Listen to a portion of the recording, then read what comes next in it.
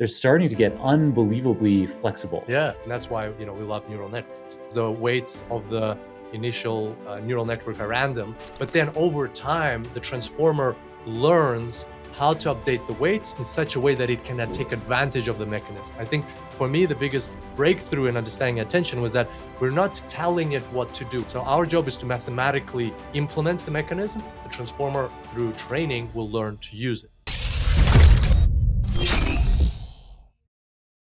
Kirill Eremenko, welcome back to the Super Data Science Podcast. I know where you are because you're in the same office that you're usually recording in. Well, although sometimes you record from home. Yes, that's true.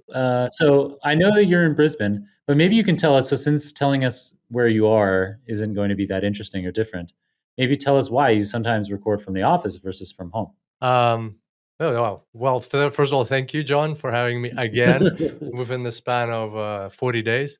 I'm actually in Gold Coast, which is near Brisbane. It's about an hour away from Brisbane. And sometimes office, sometimes home. Good question. I guess it depends on the day. Like aircon is off in the office on weekends, so I really need the aircon. But otherwise, Yeah. also home is generally a little bit tidier behind me in the background, so it's easier. That's true. That's funny. Last time before we started recording, I was like, maybe just move like that thing and that thing. Like Yeah, those are like yeah, out of control. yeah. But I think it's authentic, which is a big part of who you are. Thanks. You are as authentic as they come. And so it's nice to see whatever you have in there in your office behind you. Thanks. Um, What about you? You have a table. That's a new table. yeah, that's different. Yeah, People watching the YouTube version get to see a table behind me. yeah. Wow. Yeah, so sometimes Natalie, who is operations manager for the podcast, when we have lots going on, this is a table that's usually in my living room, but I bring it in so that there's like lots of space to be working collaboratively when there's lots of admin items to get through.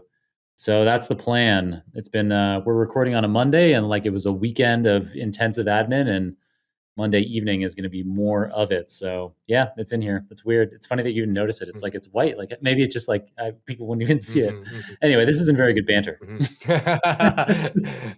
This is low quality banter. Apologies to all our listeners. So yeah, you've been on the episode. I mean, this is your show for people who don't know. The Super Data Science Podcast, founded by Kirill Eremenko. The first 400 or so episodes were hosted by you, and you have been my guest since I became the host over 3 years ago Yeah, now. yeah, yeah. Since I've been hosting, and most recently you were on the show for episode number 747, and in that you gave an introduction to large language models. And as we were recording that, we took sometimes some breaks, and I said to you, "This is getting out of hand, man. This is too technical. This is too long. You've gone too far." People are gonna hate it. I was I was really like, worried I think, people would like tune out and not enjoy the episode as much. and it was the opposite scenario. It ended up being that people loved it. We got more individual feedback on the episode than I can recall getting on on any other episode. We don't like have a rigorous quantitative evaluation of that, and so there could be a recency bias of memory in that. But I'm pretty sure that we've never had so much positive feedback. And certainly, what I can tell you quantitatively is that it was an absolute barn burner in terms of listens. So we internally, our key metric of performance on episodes is how the episode has performed after 30 days. Mhm. So that gives us a snapshot that we can compare. As soon as 30 days have passed, you have this single metric that you can track across all episodes, because of course obviously, if episodes that were published many years ago, they otherwise have an advantage over recently published episodes. But if we use that 30-day mark, and yeah, it was one of the most popular episodes ever at that 30-day mark. So I mean, Great, seemed to be, yeah, great. right on. Yeah, and it was a different format as well. Very long, very technical. And I'm glad people enjoyed it. We also noticed quite a lot of um, I noticed quite a lot of interest. I saw those comments on the YouTube version, and the 8 likes on the SoundCloud version of the episode, which was very nice. Um, Well, yeah, because often SoundCloud, you don't get much yeah, engagement that's there, is true. the point you're That's making. true. Yeah. And a lot of people came to the Super Data Science community afterwards, because on the episode we mentioned the Super Data Science large language models A to Z course, and people came to check out the course to sign up. And um, I guess, like, slowly leading into today's episode, what we noticed, what I noticed, what people were coming for was, yes, of course, the large language models A to Z course, where we talked about the whole LLMs and transformer in detail.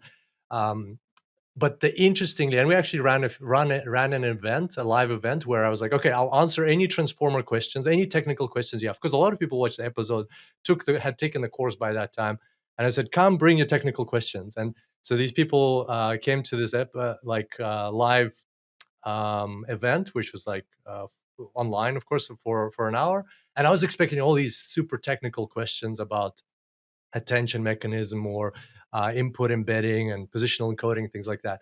And most of the questions, I was so surprised. Most of the questions people were asking about um, business applications, how to use LLMs in their specific challenges at work. Like, it was zero technical questions. People were like, all right, how do I use LLMs? What are the concerns? How do I fine tune models? How to apply it in my specific use case, business situation, and so on. And then also, I had at least one person very thoroughly asking in the community about the full transformer architecture. How because on the podcast we only talked about the large language model part, which is the decoder-only architecture, and there was at least one person who was very curious about the full transformer architecture. And so that's what we're going to focus on today. We'll do our best to cover off as much as we can in the time that we have. We'll focus on the full transformer architecture for the first part, which is going to be very technical.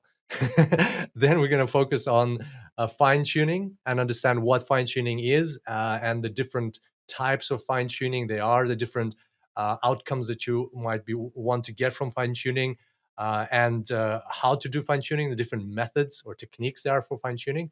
And then in the final part, again, if we have time, we'll talk about different additional technical considerations. So things that I didn't have enough, I didn't mention in the previous podcast episode or in this one, that extra super technical stuff for people who really want to dive deep into it. So first part is going to be technical. Middle part is going to be slightly less technical.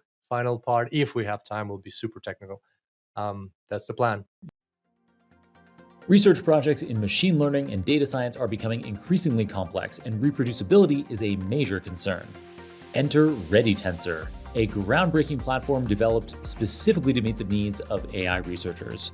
With ReadyTensor, you gain more than just scalable computing, storage, model and data versioning, and automated experiment tracking. You also get advanced collaboration tools to share your research conveniently and securely with other researchers and the community. See why top AI researchers are joining ReadyTensor, a platform where research innovation meets reproducibility. Discover more at readytensor.ai. That's readytensor.ai. Yeah.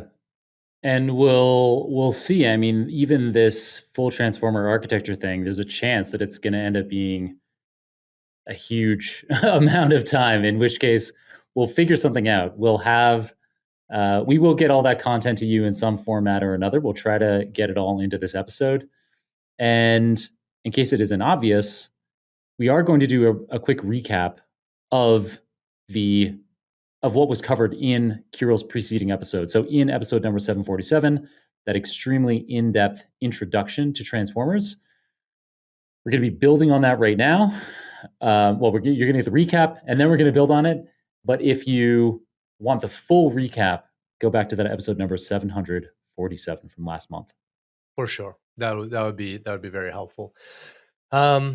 But yeah, let's dive into it. So starting with the recap of what we discussed last time.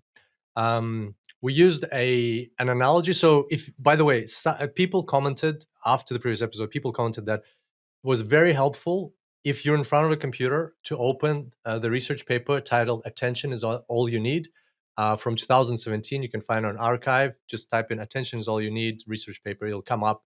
It's a foundational paper for large language models. It was published by a team at Google in 2017. It's got 100. John, I checked this out recently. It's got over 100,000 citations. That is extremely high. Even 10,000 is huge for a niche research paper. This one's got 10,000 is insane. This one's got 10,000 is insane. Right? That I didn't know that. That's absolutely crazy. Yeah.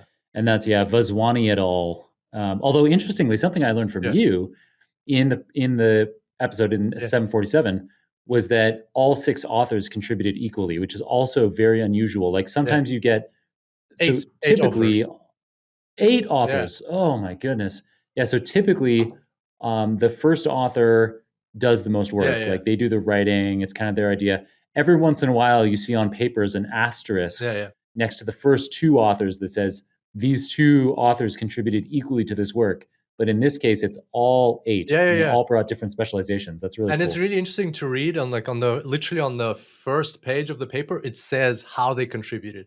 This person did this. This person added tuned all the models. This person added this kind of speeding up methodology. This person introduced this solution, and and then there's at least one YouTube video I watched with one of the researchers, and how he talks about the contributions of some other people, and it was interesting how they brought their different perspectives and skills into this paper. So what I was saying is, if you're in front of a computer, bring up the research paper and just go to the diagram. If you're not in front of the computer, that's totally fine. We'll visualize it in our minds, and then you can look at it later on when you get to a computer, and then you'll be like, oh, that makes sense. That's what they were talking about, like how it exactly looks in the research paper. Cool. So we used the analogy of a 5-story building, and that's the decoder. So the transformer has 2 parts. It's got the encoder, which is on the left, and it's got a decoder, which is on the right, like for visualization purposes. Just imagine left and right. So we talked. Go ahead. It doesn't actually, to clarify there's not like literally a left and right. Like that doesn't. It's just on the It's picture. just different functions, right? Yeah. On the picture in that paper, and so therefore, what a lot of people will use when they are representing it. Although also, I think because we often think, like at least in the writing systems that we use in the West, they go from left to right. And so from that perspective, maybe it also makes a little bit of sense, because if you think about an encoder and a decoder together, it's easier to kind of conceptualize, and that's probably how you're going to run through it, like the encoder working before the decoder. So kind of information moving left to right. I think that stems from the sec-to-sec models. Remember the RNN or LSTM-based models, and they were pictured as like a sequence of boxes going like from left to right, like a train, as in the words that as you said, we write from left to right. That's how the words stem. That's encoder was on the left. It was like a flat horizontal structure, and then feeding into the decoder on the right, or another flat horizontal structure. Whereas with the transformer, now the structures are vertical, hence our analogy of buildings. But they kept the positioning, I guess. So we talked about the part on the right, which is a decoder, and we discussed that it has 5 levels. So we're going to recap that, and then we will see what happens when we add the part on the left, which is the encoder. So decoder, if we start from the bottom, the very bottom level, if you imagine a 5-story building, and you're inputting words into this, like you're inputting your prompt into a large language model. You're asking it, what is the tallest mountain, ? You put that in. So it all goes into this first level of the building, and key thing is transformers process input, not sequentially, but in parallel. So all those words go in at the same time. And the first level, each of those words gets a input embedding. So an input embedding is a vector. Effectively, we can't, like a large language model is neural networks, and neural networks can't work with words. They need to work with numbers. So we're representing each word with a vector. And these are not just random vectors.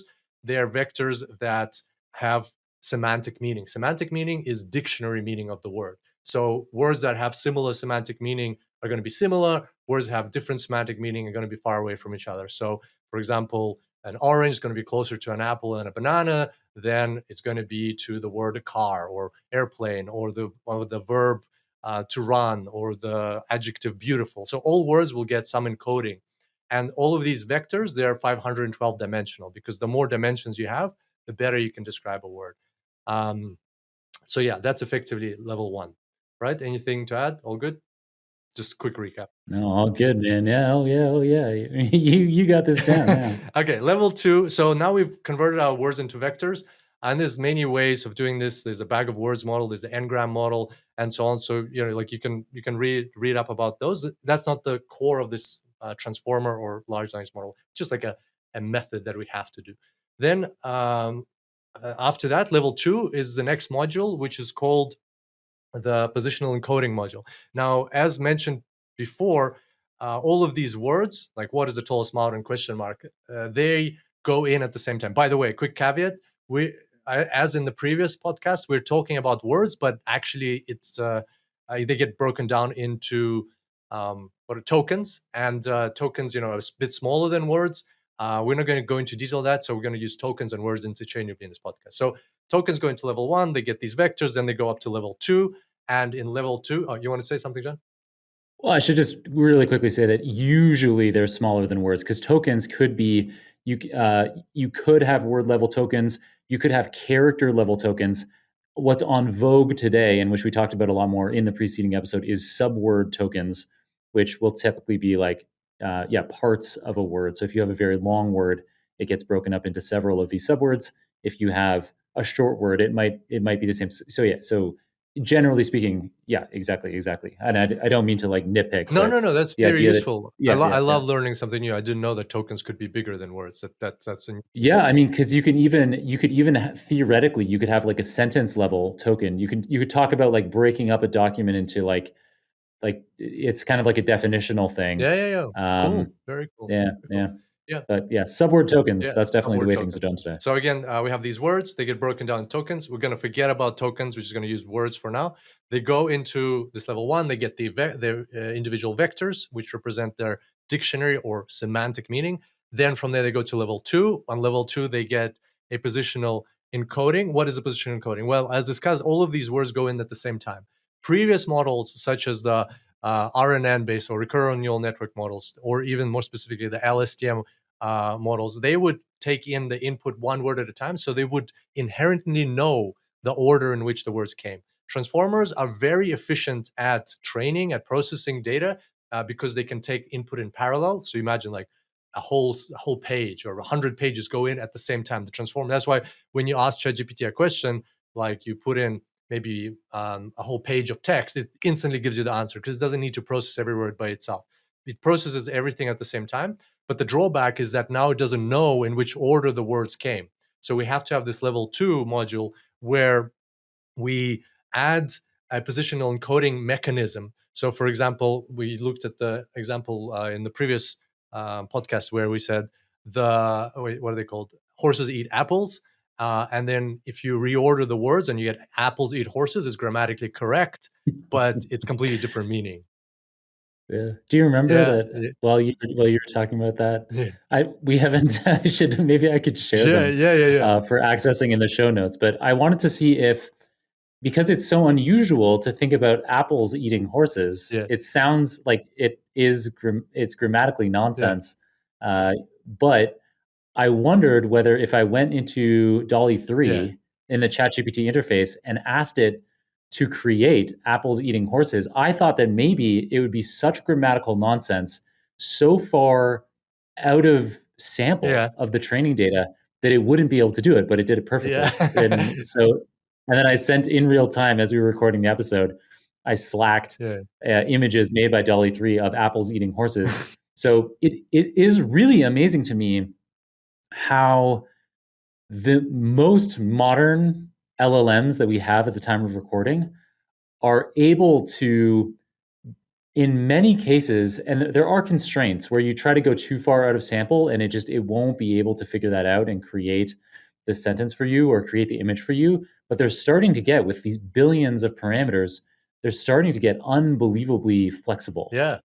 Such that even this grammatical nonsense, no problem. For sure. That was really cool. I tried creating an image, I think yesterday, of what was it? It was something to do. Oh, how in quantization a normal distribution gets converted into quantized. What's it called? Quantized number type this is for quantization for neural networks, came up with the craziest picture ever. Like it was similar to your apples eating horses image.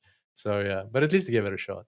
Yeah, it's anyway. I derail you. You're talking about horses eating apples as being like grammatically sensible, and apples eating horses as being like Nonsensical, not yeah. And so nonsensical. basically, if you move the words around in a sentence, the meaning changes. So we have to preserve positional.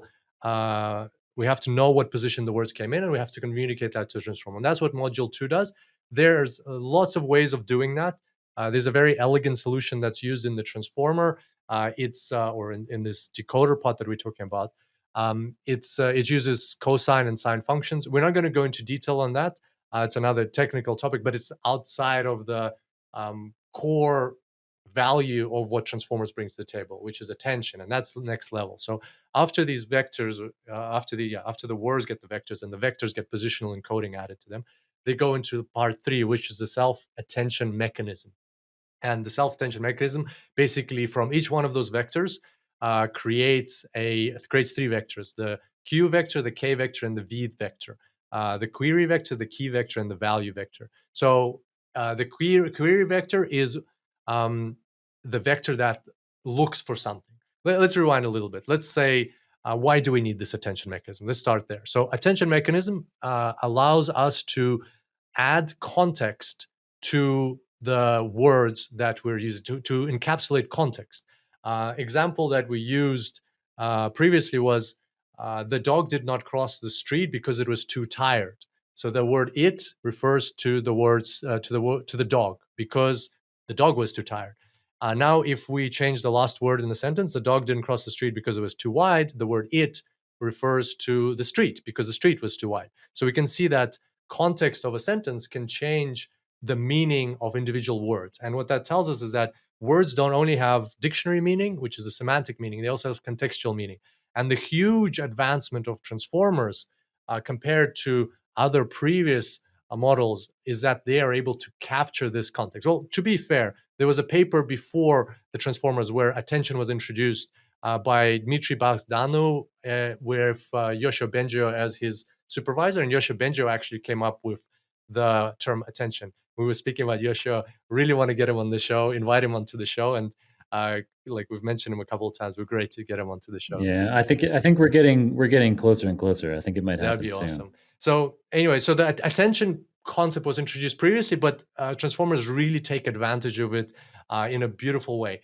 And so, but what attention does is it allows to capture that contextual meaning of words. And if you don't capture contextual meaning, if you just capture dictionary meaning, then we're back to like 2015 model, 2016 models, right? All that RNN, LSTM models, they're pretty good, but they can't put together a long enough sentence because they lose that contextual thread.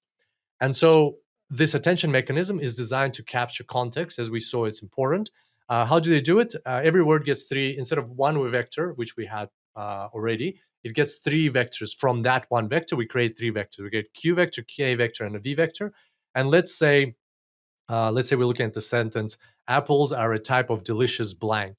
So for every word, we're going to create a contextual vector. How do we do that? Well, for example, for the word delicious, we go and take the Q vector of the word delicious, which will contain what the word delicious is looking for. Then it will go and interact with every K vector of every other word, including itself. So it will say, okay, this is my Q vector of the word delicious. What's the K vector of the word apples? What's the K vector of the word R? What's the K vector of the word delicious, fruit, and so on. So it will interact with each one. Interact is in like we will compare the Q vector to the K vector. That comparison is done through a dot product operation. And if 2 vectors are aligned, their dot product is high. If 2 vectors are perpendicular, it's 0. If they're not aligned, it's very low. So we do that process, and through that process, we know which vectors QK pairs are aligned, which QK pairs are not aligned, and the ones that are aligned, that's where we go to that word and we take the V value from that word. So the Q vector is what I'm looking for is the word delicious. The K vector is what every other word, including myself, has to offer. And the V value is what it actually offers, what context it offers to other words. So as the word delicious, I'm going to pick the words where my k vector is aligned, their k vector is aligned with my q vector. And from those words, I'll extract the v value. And mathematically, it's a simple weighted sum. And the weights are basically the softmax of the dot products of the QK pair, or the QK pairs. We won't go into too much detail on that. That's very thoroughly explained. We went thoroughly through it in the previous episode, 747. But I guess the main takeaway is that these QKV vectors are created.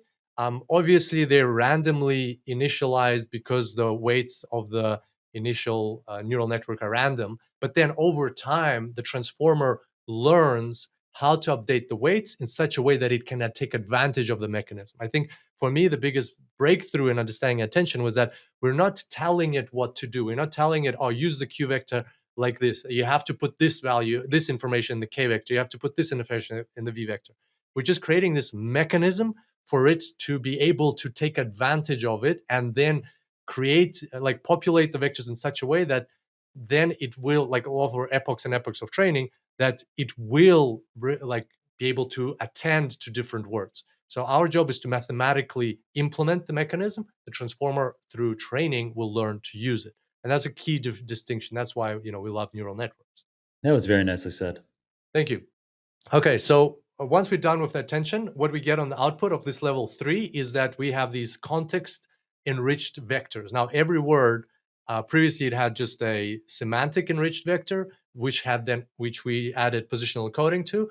Now, from that, using that QKV mechanism, we will have context-rich vectors. So each word now knows the context of the sentence that it's in. Then all that goes through level 4, which is a feed-forward neural network. Why that's important, John very elegantly put it last time. It adds flexibility to the learning process because it adds additional weights.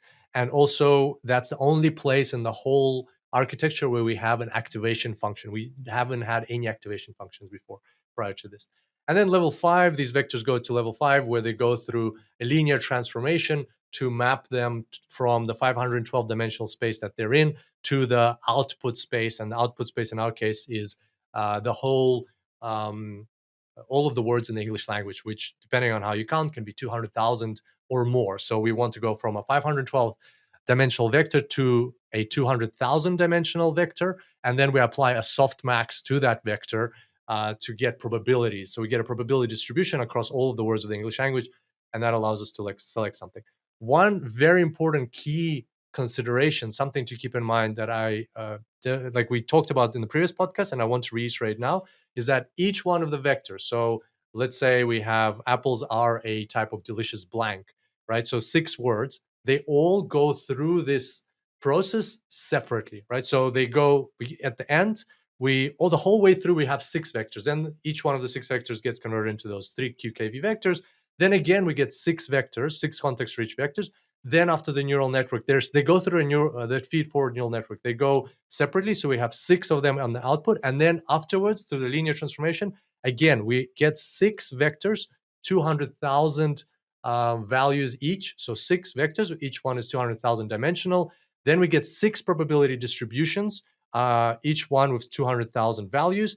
And then we throw away the first 5 and we keep the last one. So the probability distribution that we extracted from the context-rich vector of the word delicious, and we apply that to all the words of the English language to predict what the next word is. That's very key consideration. These vectors don't get mixed. The only time they can get some information from each other is in the attention mechanism. Otherwise, they go through separately in parallel. And that's a very important part of the transformer architecture. Your business gets to a certain size and the cracks start to emerge. If this is you, you should know these 3 numbers: 37,000, 25, 1. 37,000. That's the number of businesses that have upgraded to NetSuite by Oracle. 25. NetSuite turns 25 this year. That's 25 years of helping businesses do more with less, close their books in days, not weeks, and drive down costs. 1, because your business is one of a kind. So you get a customized solution for all of your KPIs in one efficient system with one source of truth. Manage risk, get reliable forecasts, and improve margins. Everything you need to grow, all in one place. Download NetSuite's popular KPI checklist designed to give you consistently excellent performance, absolutely free at netsuite.com/superdata. That's netsuite.com/superdata. Very cool. This is a little bit of a tangent, and I don't expect you to know the answer. I don't really know it either. But as you were talking about that final layer, how the fifth layer has that linear transform with the dictionary of, and you say in the English language, and that assumes that this is like a single Yep. language LLM. But of course, if we're using GPT-4 or Gemini or something like that, it can output Good in point. like hundreds of languages. So it's crazy to think how many tokens or how many Yeah. words there must be in that Yep. dictionary.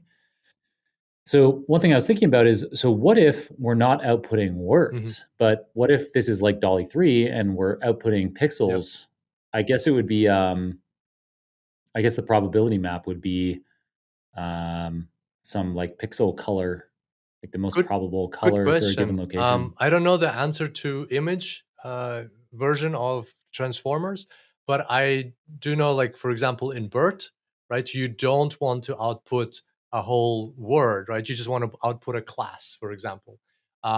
So you have that CLS token that gets added into the input at the beginning, and then the sentence goes through the BERT model, which we can talk about at the end. But basically, effectively, what in the BERT model they have is they don't have the mapping doesn't go to 200,000 vectors, but goes to your number of classes, which could be 3 classes, for example. You know, positive sentiment, neutral sentiment, negative sentiment, and that's it. So I guess in the image version, it would be somewhat similar.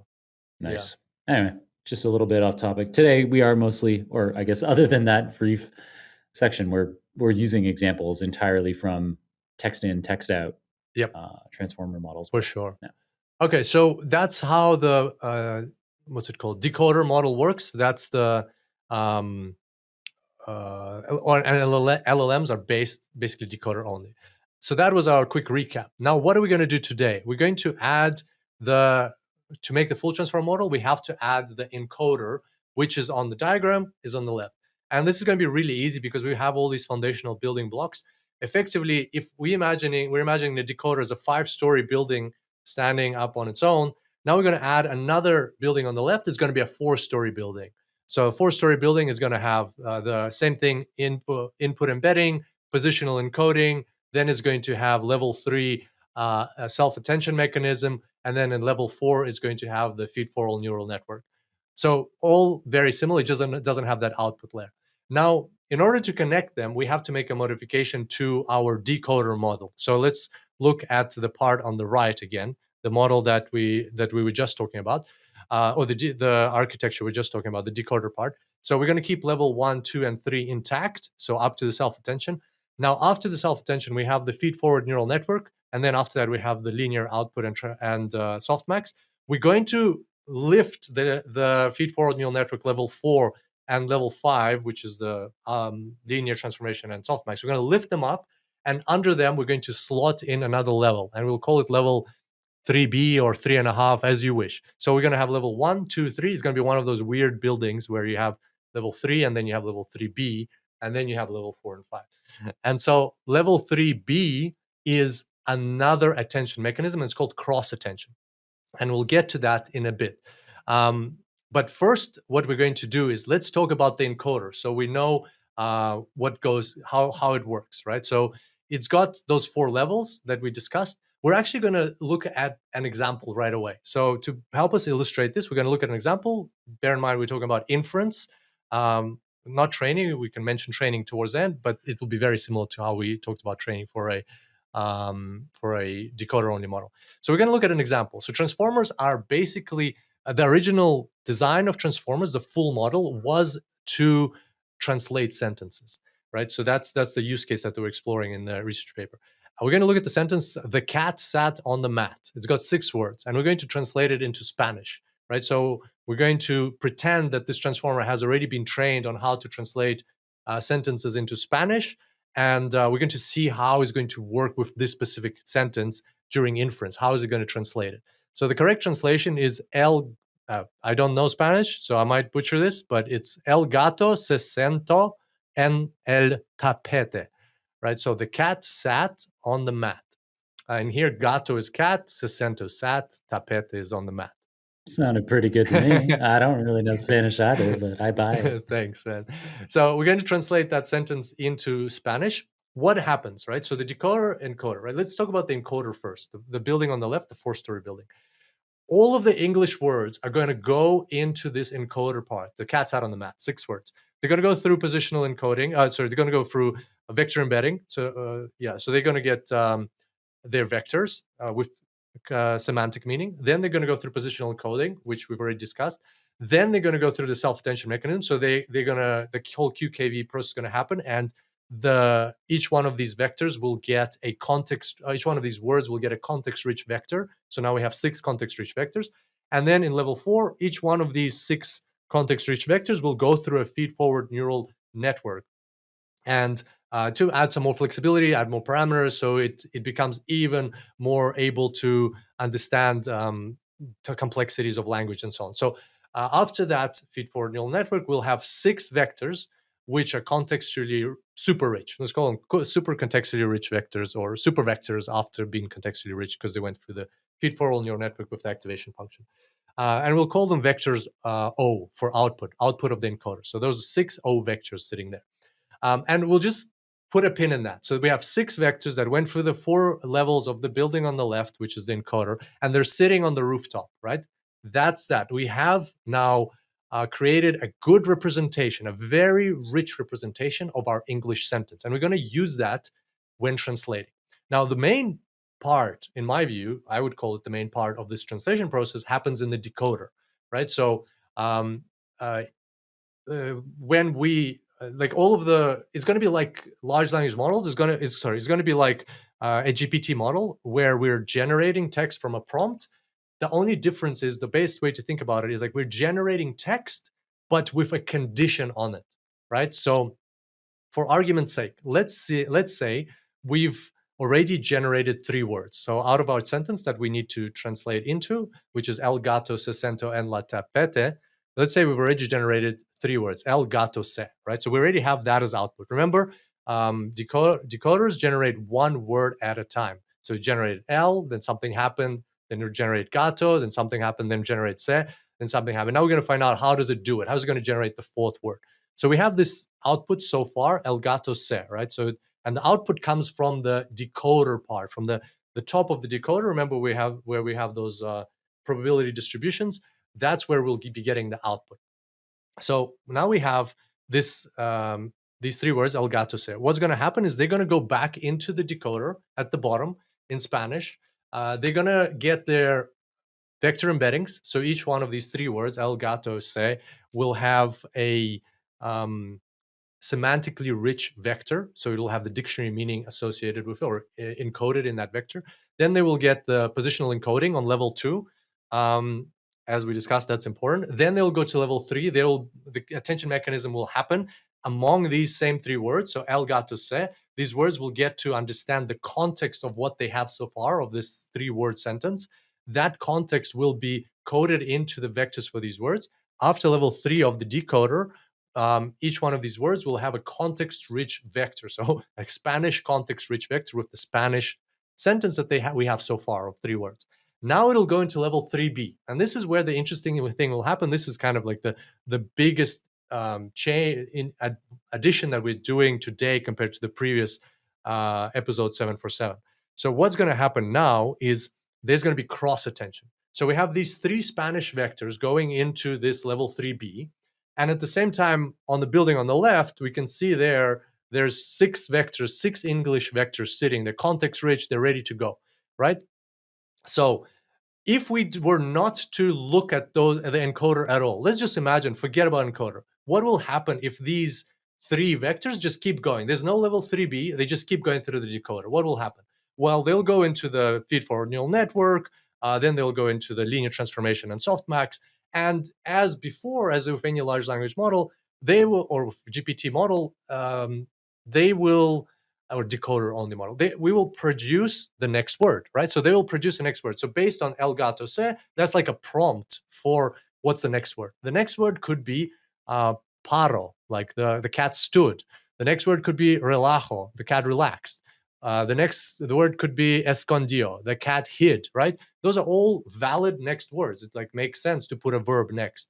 And the like a decoder-only model, like a large language model, would just produce this next word, which is great. It could create a whole sentence, but that would have nothing to do with the translation, right? We don't want it to create a sentence based, like it would just give us the next most likely word based on what it's seen in the Spanish language, in the corpus of text that is seen in the Spanish language. What we wanted to generate is not just the most likely next word.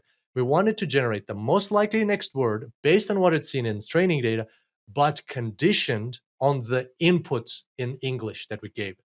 So this is where this level 3B, the cross attention, comes in. So let's rewind.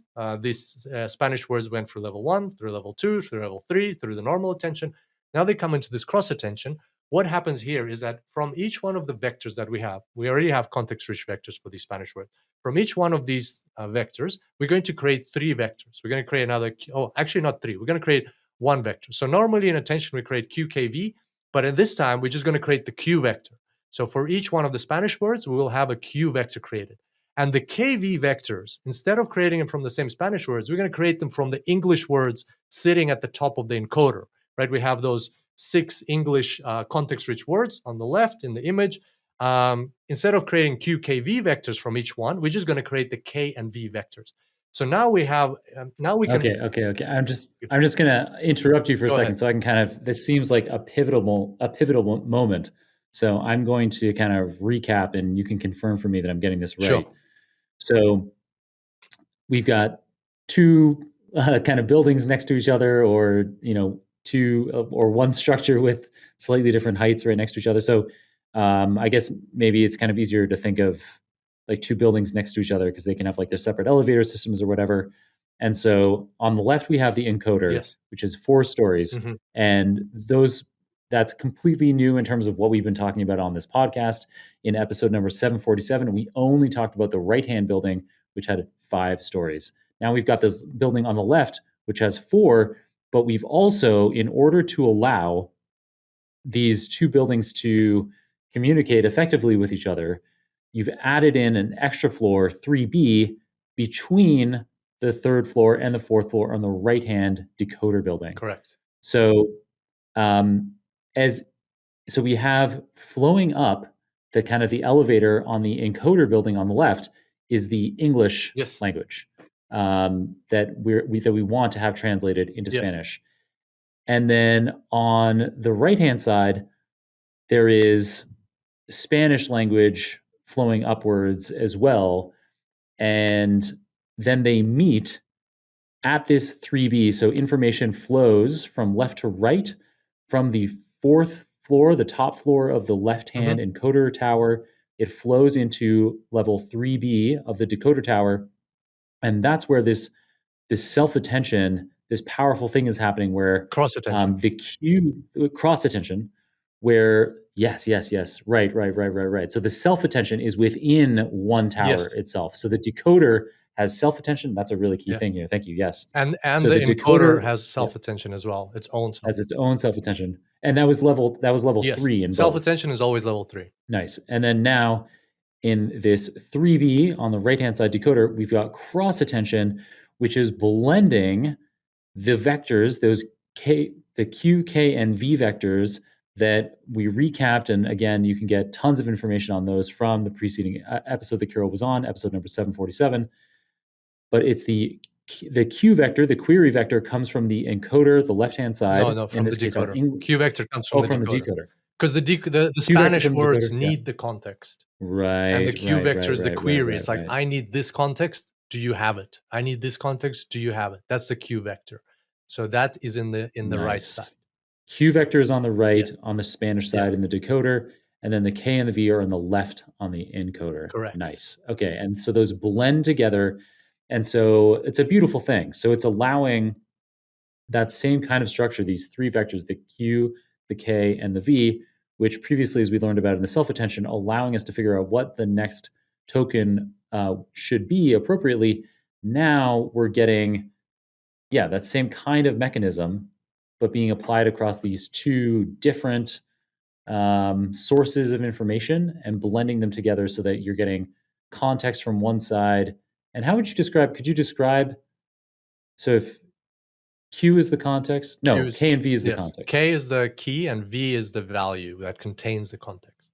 Yeah, yeah. So then how could you is there like a way that we could sum up the Q side as like the complement to context? Like, It's hard. It's hard to say. It's just a mechanism, really. I would say the context is inside the V vectors.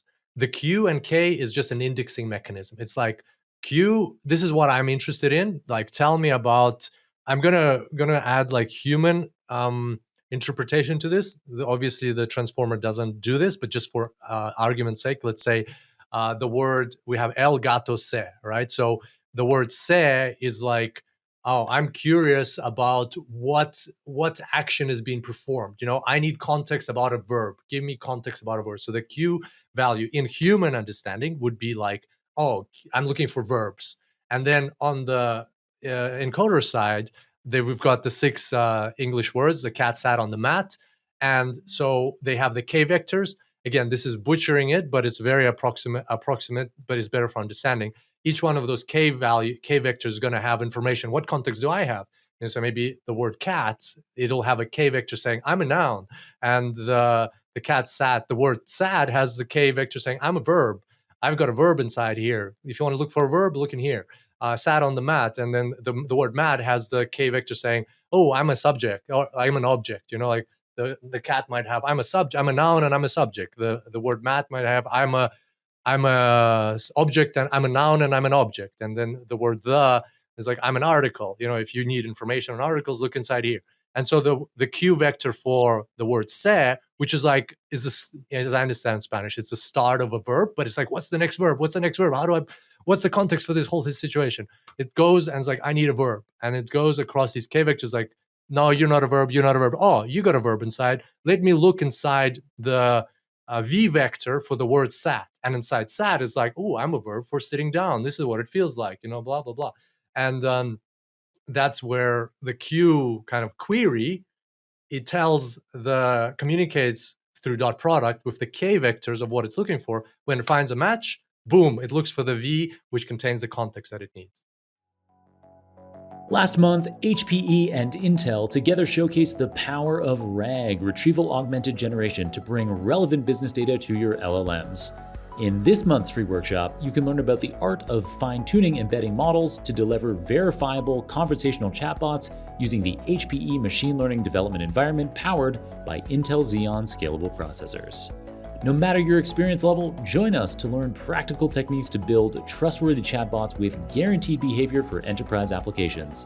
Visit hpe.com/esmeralda/chatbots to register today. We've got the link for you in the show notes. beautiful, man. You've really got this down now. I feel like, you obviously had it down even when we recorded 747, but it is very tight for you in your mind. It's like second nature. Thanks, man. Thanks. Spent 6 months on this instead. I thought it was going to take 4 weeks. It took 6 months. It's literally been 6 months now. But I'm very glad. I'm very glad that got through this. Yeah. Okay, yeah. So I derailed you as you were. No, as you were that was describing really good to clarify. cross-attention Thank you. there. And I didn't have this example in mind to share about. I just came up with this now about the verb, the noun, and so on. I think that was very helpful. What I wanted to add, I love your elevator analogy. So we have the two systems, the building on the left, the elevator goes all the way to level 4. There's a small little bridge from level 4 of the encoder on the left to the 3B level on the decoder on the right. That's where the values, the KV values walk across, and they, as you said, they blend with the Q values. A very important point is that the elevator on the encoder works only once. It's a one-way, one-off elevator. So the English words get in to the encoder and they go vroom to the top and they sit there. It doesn't happen every time. And this is I love these podcasts because they force me to think, like, go outside my comfort area and force like the barriers. Like I figured this out yesterday. I was like, all right, I've learned transformers for 5 months. I know what I'm gonna say. Do I even need to prepare? And I sat down and prepared anyway. And I thought the elevator keeps going up every time and you were just hearing it. But no, it goes up once and they sit there. Why would it need to go up every time, right? It's the same 6 words. Your input English sentence doesn't change. So it makes sense. So these 6 words get into the encoder. They go up the elevator, they sit at the top, and they have these 6 context-rich vectors that are used again and again and again. I think it's also a really good point to make that about the elevator only going up once, because that's the whole idea of the compute efficiency of this. Yes? So something that you mentioned, going back to that attention is all you need paper and the 8 different authors, they were specifically working together to come up with a computationally efficient mechanism that would work well on modern GPUs. And the elevator only going up once Yeah. is a great example of how you're going to get more compute efficiency from this process. So that's absolutely correct in terms of compute efficiency. So now let's recap what we have. So we have el gato se, these 3 Spanish words, right? So on the left, we have the English words that went up the encoder and they're sitting there. That happens only once up that elevator. They're context-rich. We have these context-rich vectors. We'll call them O vectors. Now on the right, we have these Spanish, 3 Spanish words. They go from level 1 through level 2. Then they go through the self-attention mechanism in level 3, where they get QKV vectors. Through that mechanism, each word gets a context-rich vector. Let's call those vectors A. Now, at the end of level 3, we have 3 context-rich vectors, which are vectors A, for one for each word. And then all of those vectors A go into this cross-attention mechanism, level 3B. So we have, on the one hand, we have the O vectors from the encoder, the output of the encoder, 6 of those vectors, right? So the English sentence. And then we have the A vectors for the 3 words in Spanish. And all of that is going to get merged in the cross-attention. By merged, what we mean is that from each A vector, we will create only Q vectors, right? So the K and V vectors are not even computed. So only Q vectors are computed from the A vectors inside the decoder side of things. So we'll have 1 Q vector for every Spanish word. And then on the English side of things, the Q vectors are not computed, but the K and V vectors are computed. So we'll have a K and V vector for every English word. As we just discussed, the cross-attention mechanism will happen. And from there, the Q vectors will look for the context they need using the K vectors. They'll find it, and the context will be taken from the V vectors. And from that, we will create new context-rich representations in the decoder side of things for each one of the Spanish words. So now we will have, let's call them vectors B, right? Because it came out of level 3B. We have a B vector for the word L, a B vector for the word gato, and a B vector for the word se. Now, these B vectors, they take into account the context that came from the English sentence. And from here, everything is the same. So now these B vectors, as before, the B vectors go through the feed-forward neural network. Each one of them goes through the feed-forward neural network. And then each one of them goes through the linear transformation and softmax to get the output. So from each one of the Spanish words, right? So we had el gato se. From each one of them, we'll get a what's it called? Probability distribution with 200,000 values, or however many 100,000 words there are in the Spanish language. And we'll throw away the first 2, as we did previously. We'll throw away all of the probability distribution except for the last one, which in this case is the one that we derived from the word se. And we'll apply that probability distribution of 200,000 or however many values to all of the words or tokens in the Spanish language. And that will give us the probabilities for them. Basically, we'll know which word, the one with the highest probability, is the one that we're going to use next. And in this case, it's not going to be like a paro. It's not going to be stood or relaxed or hid, right? Paro, relajo, escondido. We know because the this generation is now constrained or conditioned on the English language sentence. Now there's no choice for the decoder but to say that the next word is going to be sento, right? The prediction is going to be that the cat sat on the mat, right? It can't say if the word input sentence in English is the cat sat on the mat. It wouldn't be able to say that in Spanish that the cat relaxed on the mat, because that would be contradictory to the context that it got from the English sentence. And that's basically how it works. So the best way to think about the full transformer model is imagine it as just a decoder-only model that's generating text, but because of that level 3B that we added in, it's generating text based on what it's seen in training data in that language, but that text has to be conditioned on the input sentence we gave it in the original language. And that's all it is. That's all it is. Oh, yes. Yes, yes. A very interesting thing that I wanted to discuss is why is there no masking, right? So there's only masking. We talked about masking in the previous episode. Can I ask you a Sure. question before we get to masking? So something that we discussed in the preceding episode, and then we've also had in a couple of other episodes, because we've had some amazing authors on Transformers on the show in the past. So, for example, we had David Foster in episode number 687, and we had Louis Tunstall in episode number 695. And both of these guys, great experts in Transformers. Even they didn't get anywhere near. I mean, we have never had an episode like your episode 747 or this episode today, where we are going so deep into I'm sure the details. they know way more than me. It's just like we designed this episode to be so technical. Yeah, I'm not trying to make that kind of comparison at all. They stayed more.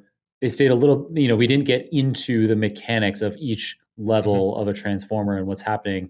But something that we did talk about in those episodes was how, and something that we talked about in your 747, I think, if I remember correctly, was that we talked about how an encoder-only architecture like BERT is great for things like natural language understanding. So with the encoder, so this whole episode we've been trying to talk about encoders and decoders together. It's the two buildings.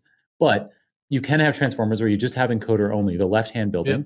And when you do that, you can't be generating text with that. But you can be encoding natural language into a vector. So that's we have these output vectors, and so you end up with an output vector out of the encoder that allows you to have a numeric representation of the semantic meaning of whatever words went in. So this can be great for lots of different use cases, like classification tasks or sorting tasks. So this is something that we do at my company Nebula all the time. It's a core part of what we do.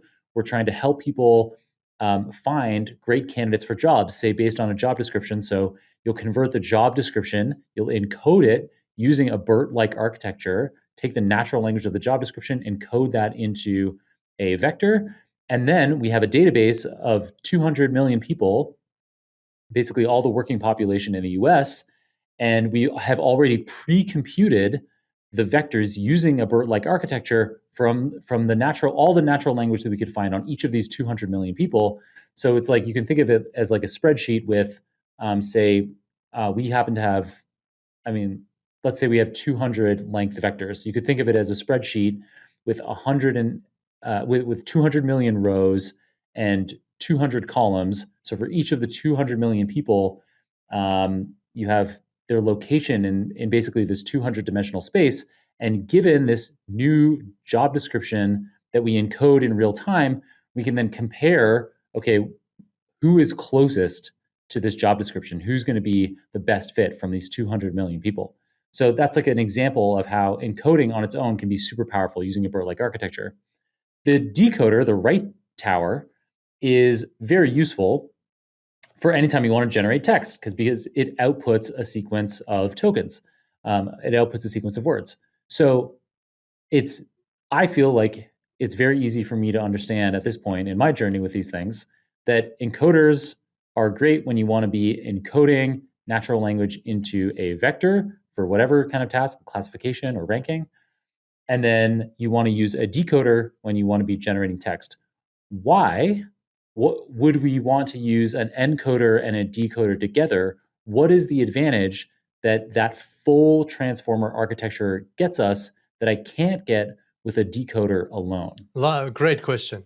Great question. I wanted to say first, I loved your location in a 200 dimensional space. When you said that, I was like, like data privacy and stuff like that, like your address needs to be private. Maybe it'd be funny if we had to make it private, that where your location in the 200 dimensional space is, that's like, like your private data.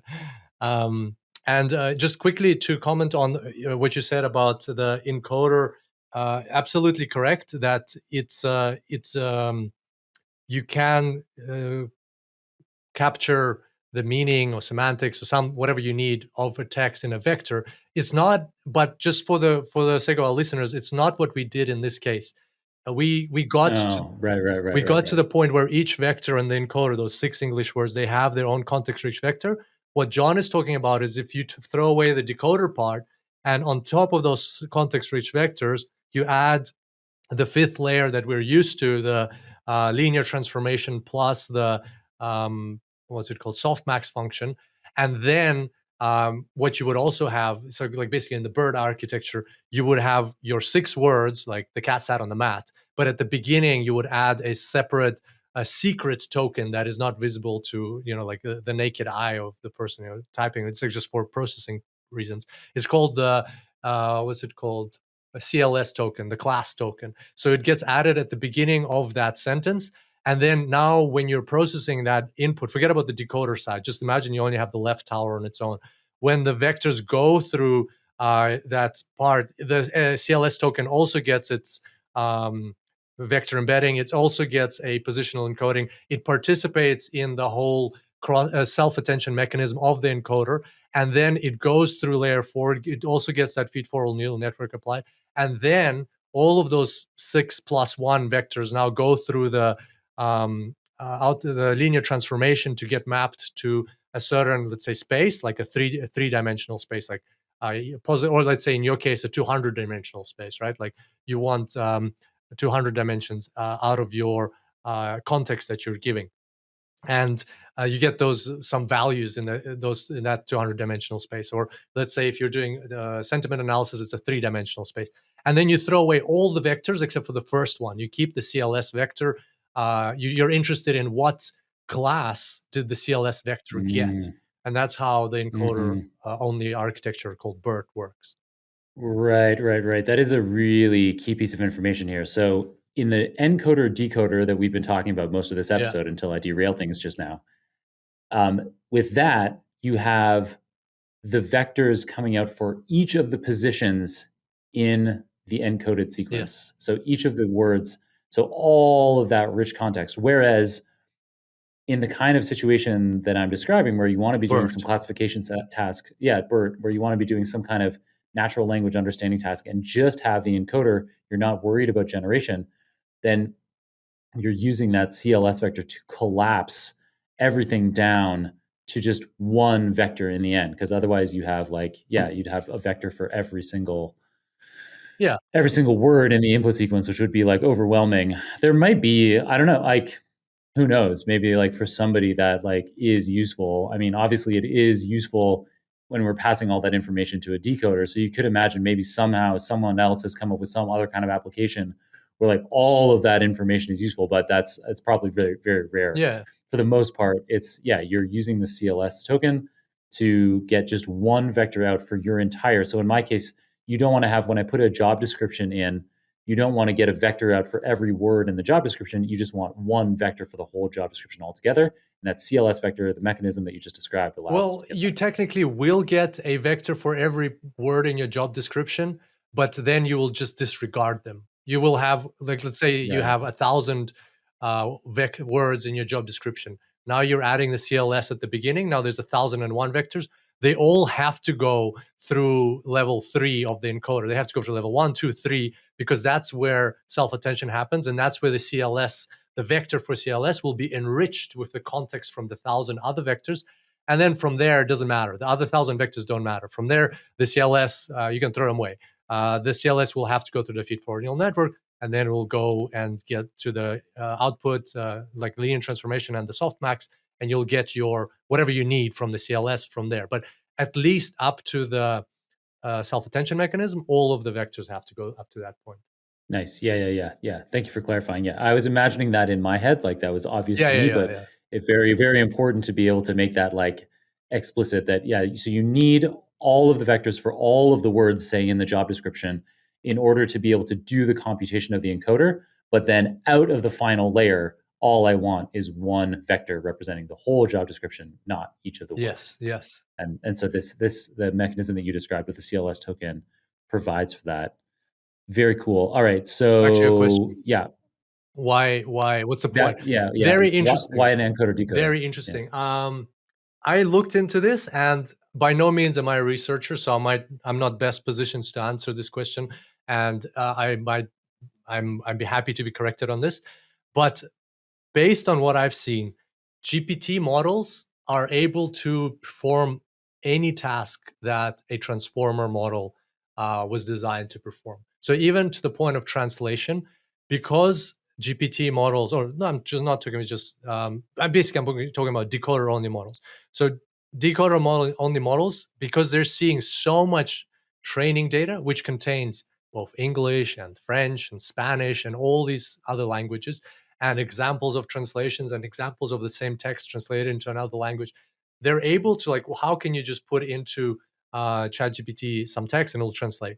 Yes, of course, like you can fine tune a decoder only model after training to translate better to understand the different nuances of translation. But already in their raw format, they're able to do translations. And like I'm happy to be corrected, but I can't think of a single task that you would specifically need a transformer architecture to do rather than just using a decoder only. What do you think, John? Yeah, and so when you say transformer architecture, you mean, because the decoder only is a I mean the transformer full architecture, right? transformer But so architecture. so yeah, the full transformer architecture. Yeah, I think maybe twice there, just to like Yes, disambiguate. yes. And so in like the last few sentences, when you were contrasting transformer versus decoder, you're saying like full transformer, encoder, decoder model. Yes, correct. Yes. Um, and so yeah,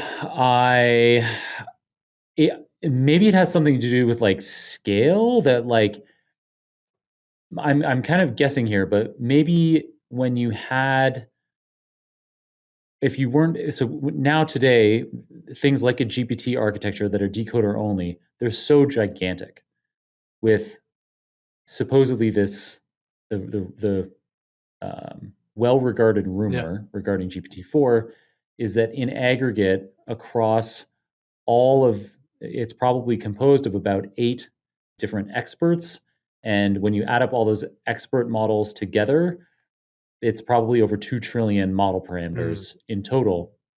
And so I think maybe what's happened is that as you've gotten to such enormous decoder architectures, they are able to, in those weights, they have to be able to figure out how to encode in some way anyway. And this enormous amount of weights allows that to happen, especially over all of the layers of transformers, which we didn't talk about in this episode, but you talk about the end of 747, where you talk about how the you have many layers of transformers. Like you don't just have one, you have even GPT-2. There's different sizes of GPT-2, but there were even GPT-2s many years ago where there were dozens of transformer layers doing. So I think the idea is that the decoder, a gigantic decoder only model like a GPT-3, a GPT-4, it just has so many model weights that it figures out how to encode the important information in the decoder itself. But maybe if we wanted to have a smaller model with fewer model weights, perhaps that explicit encoder functionality would allow the context to be stored, for tasks like content comprehension. So, like if you're going to have some generative task that depends a lot on content comprehension, maybe the encoder, especially if we're trying to, I'm speculating here, but if we're trying to have a relatively small model in terms of weights, then maybe that encoder part will allow the like a richer understanding of the context given a smaller number of model weights, and then pass that Mm, that mhm, that understanding, quote unquote, off to the decoder for its generative mhm, mhm. capabilities. Yeah, that's a very interesting point. And another way to also think about, like, while you were speaking, uh, this idea came to me that imagine like you're translating a huge. It's about context window. Like imagine you're translating like a one page or 10 pages of English text into Spanish, right? So what happens if we're using a decoder only model? You put that English text into the decoder only model, you see a prompt, translate into Spanish, and then it generates the first word. And then it takes all of that plus the first word, puts it back into itself, generates the second word, and then takes all of that, puts it back into itself, generates a third word, and so on. So as it's generating more words, it's having to re rerun the vectors and all of the calculations for the English text, for your 10 pages of English text, right? And plus, they're going further and further away inside the context window. But if you use the full transformer architecture, then the English text goes into the encoder. And as we said, that's a one-off elevator. It goes up that elevator once. Those 10 pages get encoded into words once, into vectors once. And you don't need to re-encode them. They're not changing. So then the decoder model is just generating its word-by-word thing, but it always has these 10 pages of vectors to reference in the English language. It doesn't have to regenerate them. So it's also more compute efficient in that sense. Yeah, interestingly though, I think somehow it ends up being the other way around. I think that somehow, and I can't explain this. Maybe it's something we can try to Mhm. figure out for a future episode. But my understanding is that one of the big draws is that overall, a decoder only architecture ends up being more compute efficient. Oh, okay. Yeah, I see what you mean. Yeah. Yeah. So even though yes, absolutely, what you're saying is true at like that the encoder the elevator only Yeah. goes Yeah. up the encoder one time. The overall effect is that having like the main drawback of an encoder decoder model seems to be less computational efficiency. However, that encoder allows for extra context, allows for extra understanding. It could theoretically, I guess, outperform a decoder only model, especially where lots of context is important, like you're saying. But the decoder only ends up being so much more compute efficient that where we are right now is that the biggest, most effective models out there, like GPT-4, use the decoder only approach because it's so much more compute efficient and therefore cheaper for OpenAI and to be running those servers and giving us the results. And so it ends up being this trade-off where you can you can save on compute by going decoder only, and you scale up the amount of of layers and parameters in that decoder only architecture, and that ends up somehow by ways that I don't fully understand, managing in that decoder only structure to capture enough of the context that it outperforms or it performs more than well enough despite the encoder not being there. Yeah, no, that's a very good point, and I'm sure there'll be a time when we'll uncover that on the podcast as well. Maybe some guest with research experience will be able to answer that question. Yeah, that'd be great. Maybe one of the authors of the Attention is All You Need Yeah, paper. yeah. That'd be pretty cool, guys. Yeah. Yeah, that'd be cool. They could turn. And so, yeah, so we're a little bit of conjecture here, though some, yeah. So again, to caveat, neither Kirill nor I are transformer experts in the sense of publishing papers on transformers, Yeah. but this seems to be, yeah, I have some references up as I'm saying the things that I'm saying here that seem reliable. You talked about layers. Let's jump into layers for the full transformer architecture and see how that Yeah, works there. please do. Yeah. Oh, yeah, because this ties into the masking that you were going to talk about too, right? Masking, yeah, we can either talk. Maybe let's cover masking first, and then we'll do the layers. So, what I wanted Okay. to say about masking is that actually masking ties in nicely into BERT. So, but we'll start with masking on the decoder side. As we remember from episode 747, there's masking in the self-attention mechanism on layer 3. Technically, the full name of that mechanism is the dot product masked dot product masked multi-head dot product self-attention. 7 words to describe that module. So why masking? Well, masking prevents during training. Masking prevents the transformer from looking ahead. And what we discussed in episode 747 towards the end is that why transformers are so incredibly powerful is because they don't learn like one sentence at a time. They don't see just one example and they learn to predict the next word. They see, let's say you give it 1,000 words, then because it's a triangular mask, when it's processing the first word can't see any other words. Then the second word can only see the first and second word. The third word can see only the second, first, second, third word, and so on. So every word can only see the words up to itself and including itself during the attention mechanism. So when it's getting that context-rich vector. And because all of these words are processed in parallel, what by design the transformer is able to achieve is that when you give it 1,000 words as input, and it's not just learning to predict the 1,001st word. It's learning to predict the 1,001st word from the first 1,000. It's learning to predict the 1,000th word from the first 999. It's learning to predict the 999th word from the first 998. It's just pick any sequence inside there. It's learning to predict the 7th word from the first 6 words.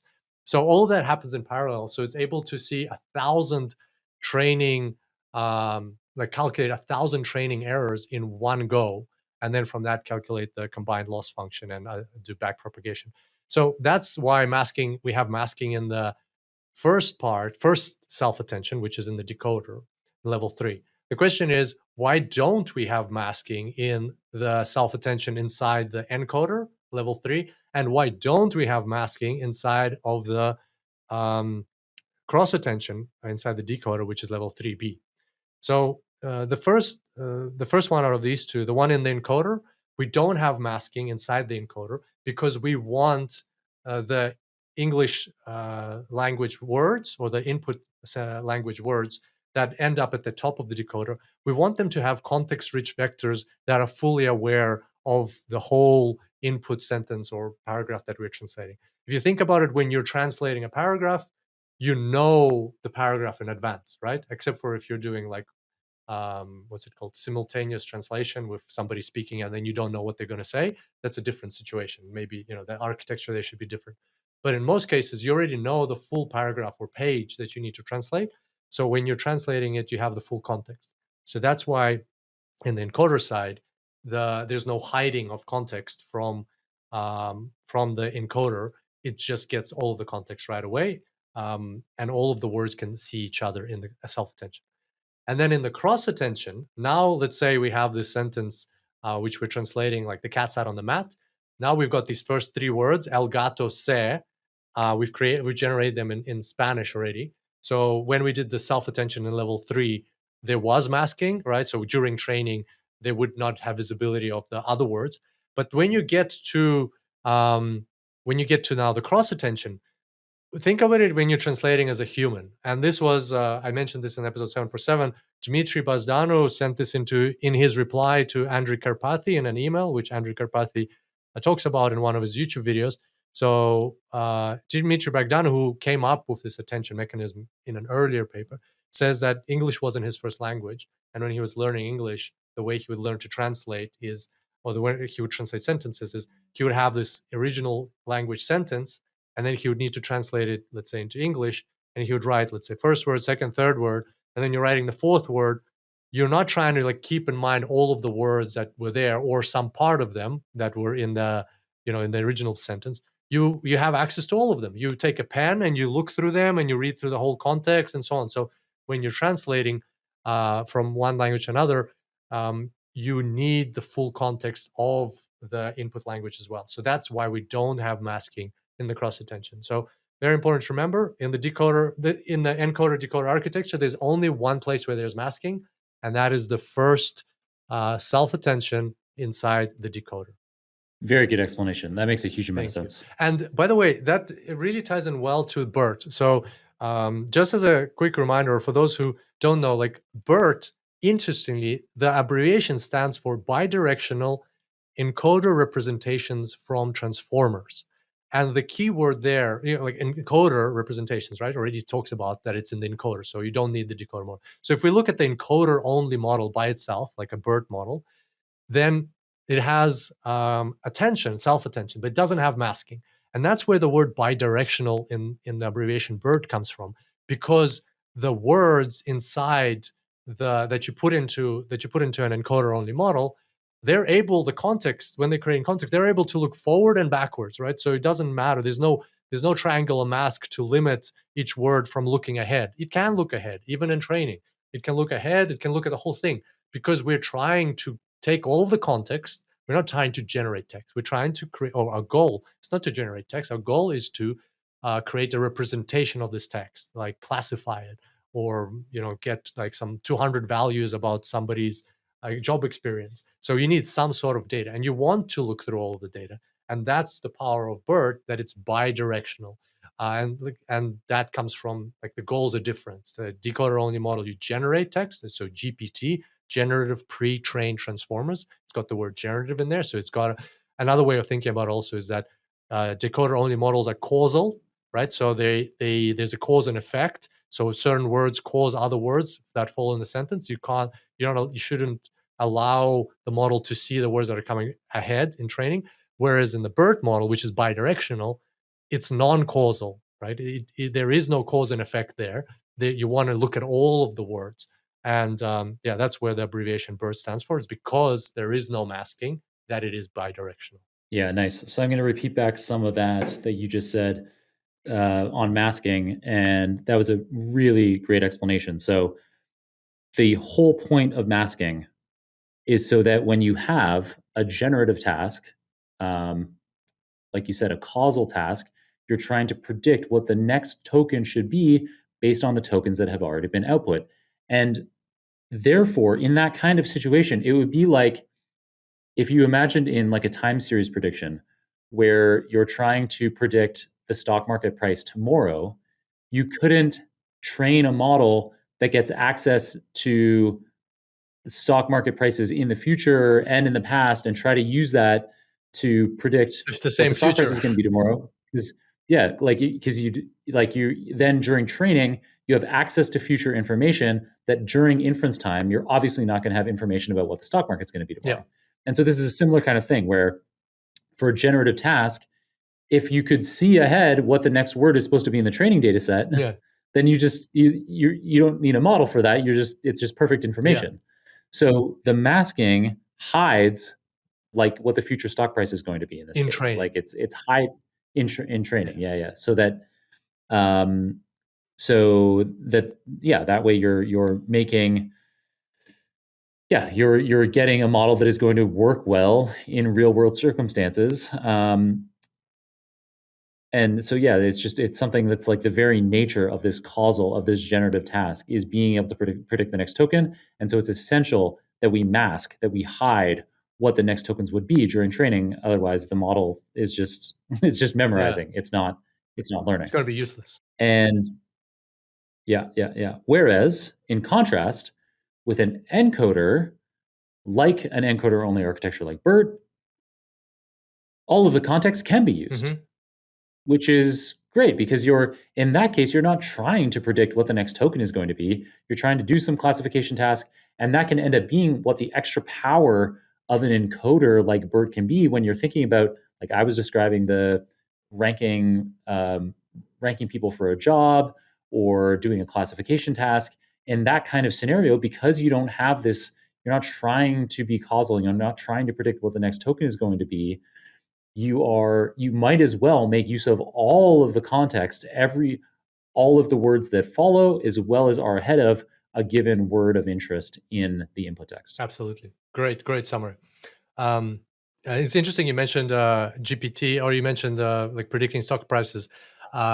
In case listeners might find this interesting, I was looking at a few use cases of large language models in business, and Bloomberg in March 2023, or like second quarter 2023, they released their Bloomberg GPT, which has 50 billion parameters, and it was the first of its kind GPT model trained on financial data. And it basically outperforms similarly sized NLP models or non-specialized GPT models because it was trained specifically on financial data. So indeed, that is a very good use case example. But in that case, I think if I remember correctly with Bloomberg GPT, that while it is trained on financial data, it is still a text generating model. It's not a stock price prediction. Yeah, I don't know the details of that. You're right. Like it might be. It's the idea would be that you could consult with it like it's like, it has the knowledge of all of the greatest like Wall Street analysts. Yeah. And so you can ask it questions like, I'm thinking of buying Disney. What kinds of factors do I need to like look out for as I make this purchase? Like, what are the potential pros and cons? It's not like it isn't predicting stock market it's not a It's not predicting stock That's a good prices, correction. but Yeah, it's I don't know enough about it to comment on that. I think you are right in that sense. So another cool, relevant, and this is going to be very highly technical question, which took me probably a few days to figure out the answer to, is we talked about masking. Oh no, what am I saying? Days. It took me a few weeks to find the answer to this. Masking is important during training, right? Obviously, you don't want it to look ahead so it can learn better. Question, is masking needed during inference? What's the point of masking during inference? Can't we just turn it off and save on computation? Why do we use masking during inference? Why do we keep it on? oh man, I don't know. This one is like, I was breaking my head about it. I was like searching, couldn't find an answer to it. I was asking ChatGPT because like, give me an answer. Like, why do you use masking? So I'm like, you don't need masking during training. Like because you're throwing away, you're throwing away, like let's say you have six word input. It gets to the end. We're talking about GPT only models. Decoder only models. It gets to the end, right? You have those 200,000 probability distributions, and you throw away the first 5. You only use the last one to predict next word. And the last word has access to all the words by default, right? Masking doesn't affect the last word anyway. So what's the point of masking during inference if you're throwing away the first 5 probability distributions of the other words? And so I was like breaking my head about it. I was like thinking, why do we need masking? There's no point in this. And ChatGPT was so stubborn. I was like, no, you do need masking. It's trying to explain to me, but it wasn't doing a good enough job. But I couldn't understand. And then somewhere on some forum in some hidden like discussion, it finally, like I was reading something, finally hit me. Like the reason that you need masking during inference is because of layers. That's the only reason you need masking. So GPT, like the original transformer model, has 6 layers. Like the Chat GPT, I think version 3 had 96. Remember, we're talking about 96 layers in the previous podcast. So because you have this decoder-only architecture, but then you don't use the output that it generates, you put another decoder only, and then another 96 times like that, right? So by the time the words get to the end of the decoder only level, right? If so you have these context-rich vector representation. You don't have that linear transformation and output. You don't create the so you basically have layer 1, 2, 3, 4. You have that feed-forward neural network. Then you don't do the linear transformation and softmax. You just put straight up on top of it. You put the next decoder only architecture where you don't have level 1 because you already have vector representations. I'm not sure. I don't really remember. I think you do still need the positional encoding when they go in there. That's like a small detail. But anyway, so you have these 6 vector context-rich vectors for the 6 words, let's say, that you have. They at the end of layer 1. Then they go into layer 2. And as they go through layer 2, they are used in the creation of the context for the 6th word, right? So if you turn off masking, all of a sudden these 6 words, these 6 vector representations you had at the end of the first layer are going to be different in training and in inference, right? You'll still get a result, but in training and inference, there'll be a difference. And the fact that they're used for the context of the 6th word in layer 2 is going to affect the 6th word in layer 2, and so in layer 3, and so in layer 4, and then it'll get to layer 96. So masking can be switched off only in the last layer, but in the previous layers it's important to keep it so that your training architecture is identical to your inference architecture. So it's like a very deep technical question, but I think, like, if I was hiring somebody for an LLM position, I would ask that question. I would say, do you need masking during inference? And they'll say, no, you don't. And then I'll ask them why. And then we'll talk about layers, and I'll see how well they understand this. Yeah. So the end to that. So you just said that the interview, your artificial interviewee, they say no, but the answer is The yes. answer is yes. You do. There is masking, but it's because you need it in everything except the top layer. Yes. So in those 96 layers, the 96th layer doesn't need it, but the first 95 do. Yes, that's right. That's right.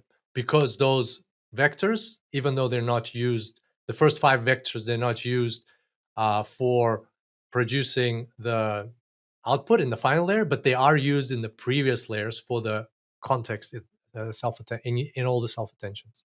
Nice. All right. What's your next technical question? Okay.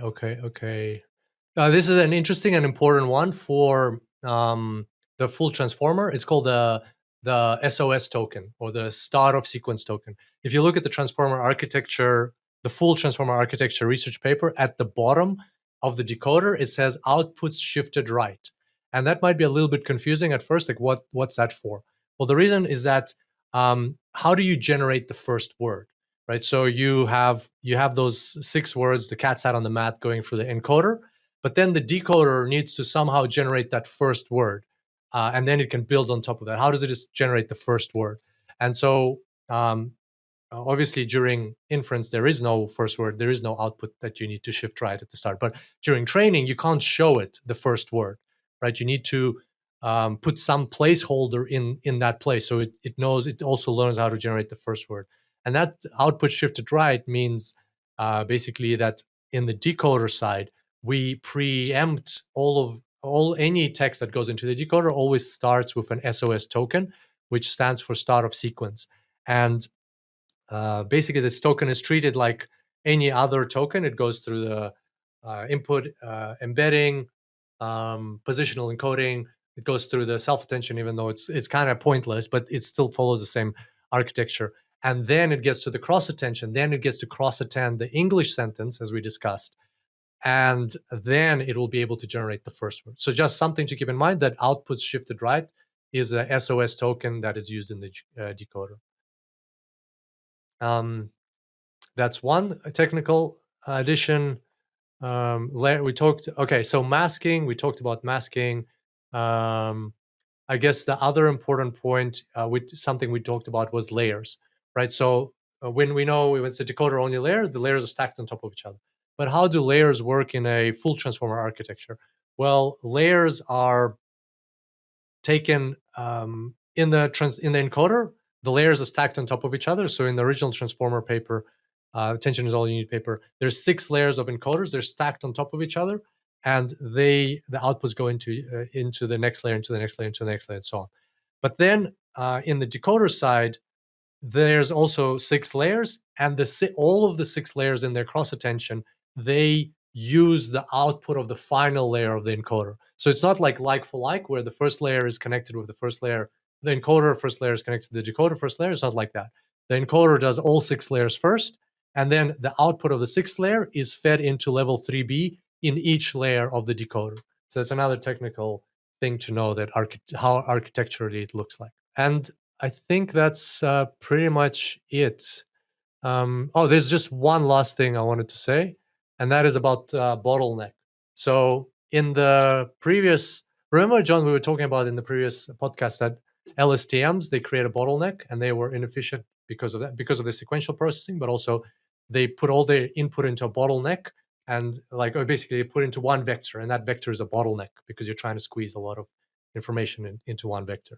So yeah, that's pretty much it. Those are the main technical things that I wanted to discuss on this podcast, and make sure that everybody's at least aware of them, because it's important. I think it's important for the general understanding. Nice. Well, Kirill, it has been an awesome journey. Thank you for coming back. As we, at the beginning of the episode, we said there might be too much to cover of all that we wanted to cover. So there was also the hope of talking about fine-tuning these architectures, fine-tuning transformer architectures. We'll leave that to another time. So either Kirill and I will make a decision on whether we should come back and have a whole other long Tuesday episode about that, or maybe some 1 5-minute Friday. Well, it'll be more than 5 minutes. One shorter Friday episode that isn't quite as long as a Tuesday episode. We will get that content to you. There are also, there's been lots of advances, and I get the impression that Kirill probably knows a lot more about these things than I do these days, but we have done some episodes on fine-tuning in the past. So for example, episode number 674 in particular is about parameter-efficient fine-tuning with LoRa, low-rank adaptation, which is one of the most popular approaches, or certainly the root of many of the popular approaches today. But yeah, there's lots of cool things to talk about, QLoRa and RLHF and fine-tuning versus the regular training. And so there's all these kinds of things. I mean, it sounds to me like it's probably a whole other Tuesday episode, Kirill, but we can figure that out one day. In the meantime, you now, in addition to episode number 747, where Kirill gave us that amazing technical introduction to decoder-only transformers, now we've filled out our knowledge with a complete coverage of how an encoder-decoder transformer works. And I think it's pretty amazing. This does seem like a relatively long podcast episode, but if you think about that, this is over the course of roughly two-hour podcast episodes, 747, and then now this one today, we've managed to distill almost 6 months of your knowledge. It's pretty amazing. And on top of that, if you're interested in getting this information from something more than just an audio-only podcast format like this, Kirill, I suspect you have a good resource. Yeah, of course. listeners. Please come check out superdatascience.com/LLM course, where Adlan and I have published our large language models A to Z course, and it's not available anywhere else. It's only available in the Super Data Science platform. So you'd need to sign up for a membership, and then you can get access to that course and all of our other courses, plus all of the live labs that we do. We're doing 2 labs. Our goal is to do 2 labs per month at this stage, plus additional live sessions, isn't like online live sessions. superdatascience.com/LLM course. Come check it out. Learn tons about large language models. I think you're touching on something really cool there as well that is worth highlighting, which is that the superdatascience.com platform is now becoming a really vibrant space for people to be getting live interactive instruction and being able to chat together and get help on technical questions as well as career questions with each other, as well as with luminaries like yourself and Adla and others as well. And so, really cool that superdatascience.com is now becoming that an ecosystem all into itself. Yeah, absolutely. That's our goal, and we're gradually building that up. So yeah, would love to see our listeners there. Nice. All right, so let's wrap up. As you know, Kirill, as you put in the instructions to me when I took over as host a little over 3 years ago, you very well know that I must ask you for a book recommendation before I let you go. Awesome. Book recommendation. So last time I talked about The Big Leap, fantastic book.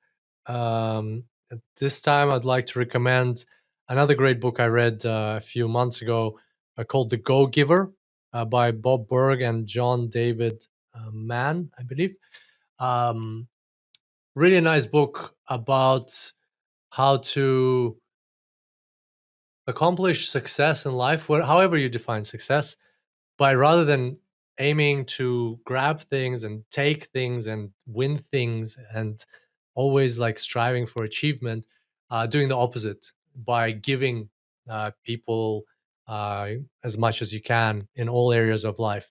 And they talk about 5 areas or 5 ways of giving, 5 concepts that underpin this notion. And it's really well written in the sense that it's not just like a self-help book where it talks about like the tactics and strategies. It's actually a story. It's a story of this guy who's having trouble at his work and his relationship and so on. And then he meets his mentor, and the mentor talks him through these 5 days of giving.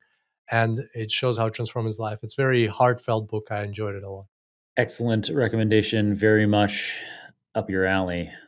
You are a big giver. Thanks, and John. We are all super grateful for all of the content and resources and laughter and everything that you've brought into our lives. We really appreciate it. Thanks, John. Kirill. That's so nice. Thank you. In addition to the superdatascience.com platform, where should people be following you before the next time you appear on the show? LinkedIn, a great place, but I think the place I hang out most is Super Data Science platform right now. Nice. All right. Thanks so much, Kirill. I'm sure it won't be long before you're on again. And I'm sure our audience loves the experience as much as I do. Thank you. Thank you, John. Thanks. It was great. All right, I hope you found today's episode to be extremely informative. I certainly did. In today's episode, Kirill filled us in on the encoder structure of the transformer and how it combined with the decoder structure through cross-attention, how encoder-only architectures like BERT excel at natural language understanding, while decoder-only architectures excel at natural language generation, and full encoder-decoder architectures give you the best of both. That's highly contextualized natural language generation. He also talked about how we need masking during self-attention because it prevents the model from cheating, from looking ahead to what comes next in the training data during generation tasks, while encoder-only models and cross-attention don't need masking, and so you can take advantage of the full context, that's the language before and after a given token, with those kinds of models.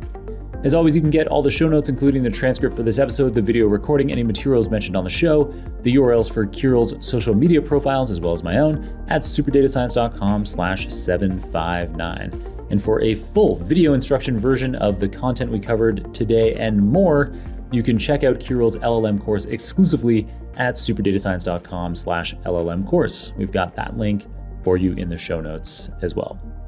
Thanks to my colleagues at Nebula for supporting me while I create content like this Super Data Science episode for you. And thanks, of course, to Ivana, Mario, Natalie, Serge, Silvio, Zara, and Kirill on the Super Data Science team for producing another insane episode for us today.